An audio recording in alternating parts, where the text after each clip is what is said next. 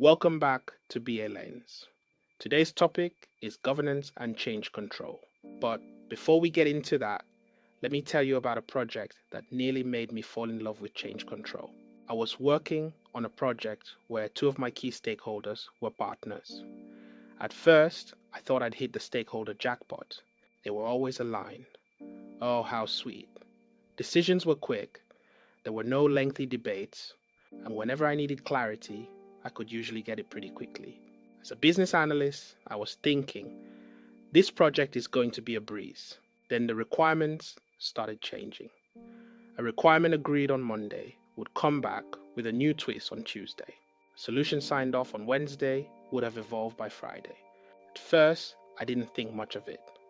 After all, these were engaged stakeholders who genuinely cared about getting the best outcome. The problem was that the project conversations didn't stop when the meetings ended.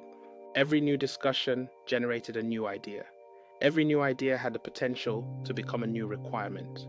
And before long, I realized we weren't just managing requirements anymore. We were managing a constantly moving target.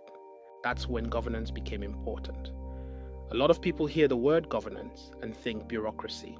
I see it differently. Governance is simply the framework that helps projects make decisions in a controlled and accountable way. It helps us understand who can make decisions, how decisions are made, and how changes are assessed before they affect delivery. One of the tools governance gives us is change control. And despite what many people think, change control isn't about saying no. It's about understanding the impact of a change before saying yes.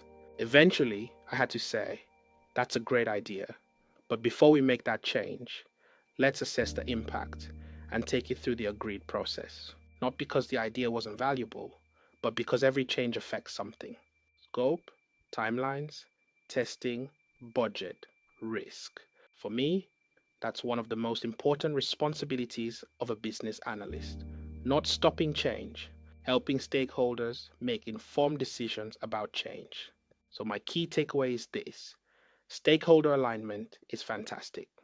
Engaged stakeholders are even better, but neither of them replaces governance. Just because a brilliant idea comes up after hours doesn't mean it should be implemented by breakfast.